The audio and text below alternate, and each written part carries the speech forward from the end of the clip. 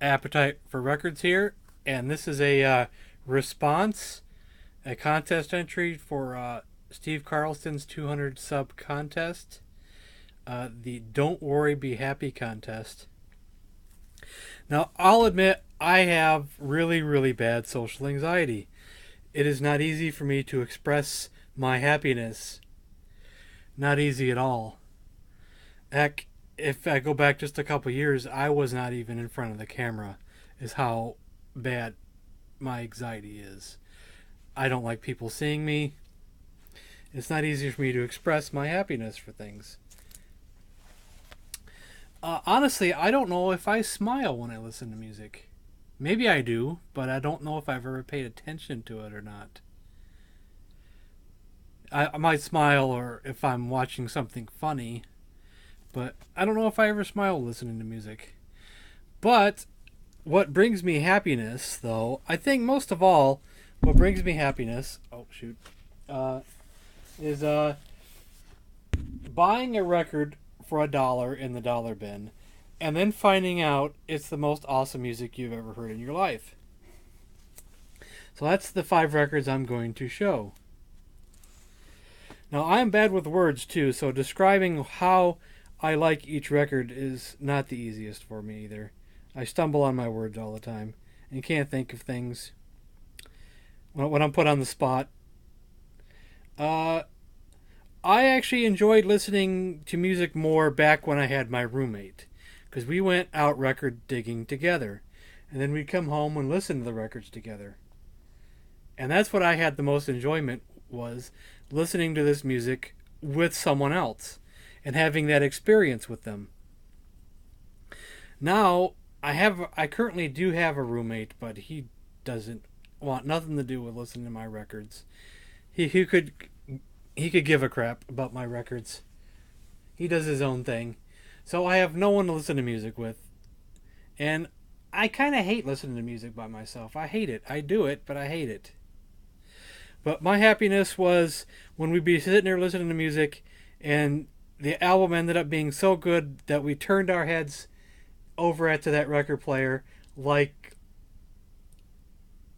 it was talking to us or something, like it was answering back. And we did that a lot. When the music gives you the turn like this, then you know the music is good. Surprisingly, I had never seen this movie growing up, and I never heard the soundtrack before. But I found this for $1 in the dollar bin. And it's Trick or Treat by Fastway. This is actually not the copy that I had found for $1. I upgraded my copy when I was looking on eBay for the other Fastway albums, and I had put them in my watch list. So an auction showed up with the 2 other Fastway albums I didn't have. Was it? I think it was. Or was it one other Fastway album I didn't have? And another copy of this for a great deal, so I couldn't pass it up. Then in turn, I sold my copy of Trick or Treat. But it was unbelievable. And my favorite song off here is If You Could See. Every song on here is great. There's not a bad song on here. Stand Up is great. Don't Stop the Fight is great. Trick or Treat is great. Heft is actually from their debut, I believe. And If You Could See is actually from their second album, All Fired Up. But that is an amazing song. And that made us go watch the movie as well. Another thing I also like is when we find out that another favorite thing about collecting music is we find out that this artist is related to this artist, and then you find out after you've looked them up that they actually had a hit song and you didn't even know it, and you know the hit song, but when you saw the when you heard the or saw the album in the dollar bin or whatever, I had no idea who Spooky Tooth was. Never heard of them before. Then you look them up, and they had a hit song that I knew.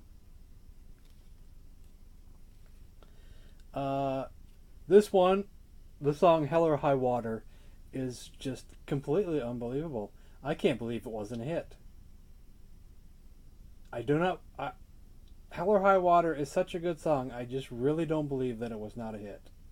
And from what I understand about this group, looking them up, a lot of people don't like this album and thought it was a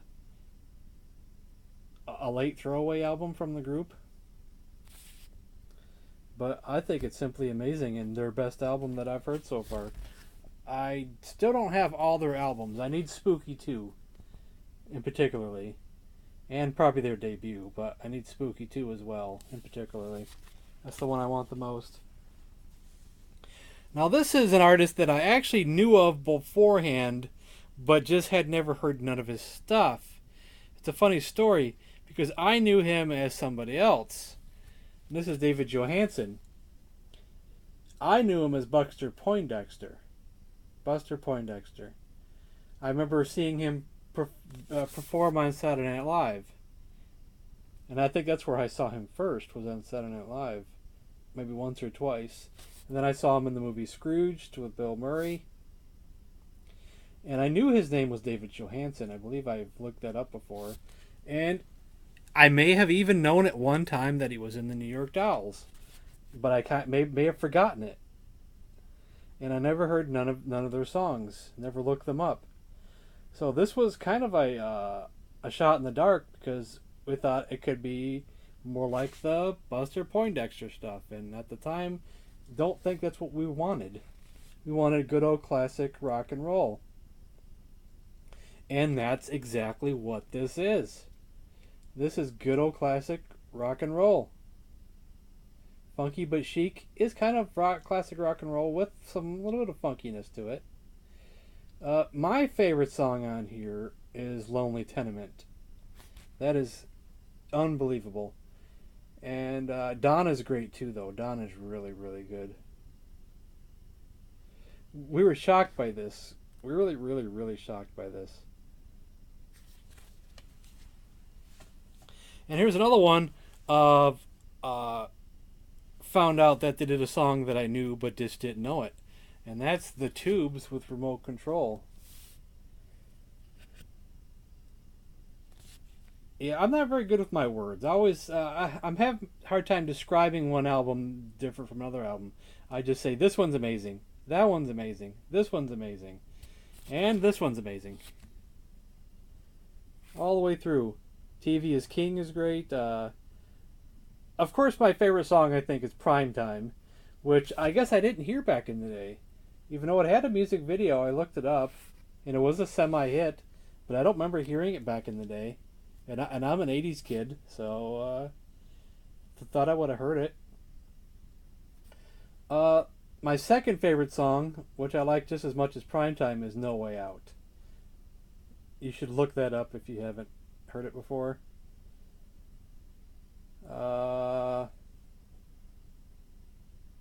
Telecide, yeah, that's a good one too. Every song on here is good. Every song on each of these albums is good so far. But yeah, they do. Oh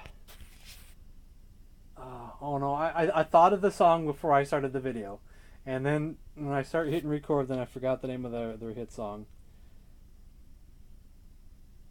I knew I'd do this.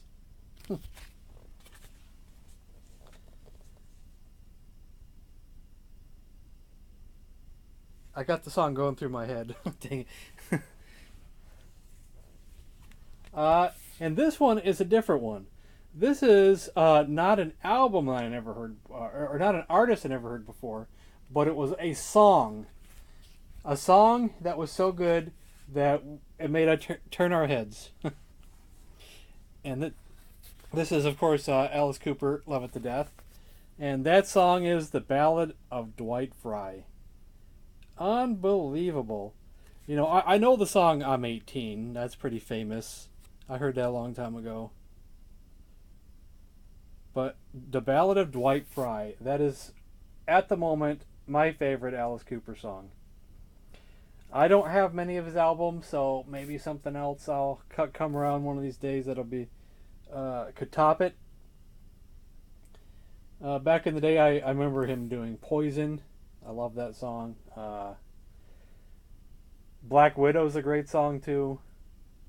I have some of his albums. I believe I have Constrictor and a few others. But still, nothing so far has topped the Ballad of Dwight Fry. That was a head turner. And I 100% recommend listening to that song.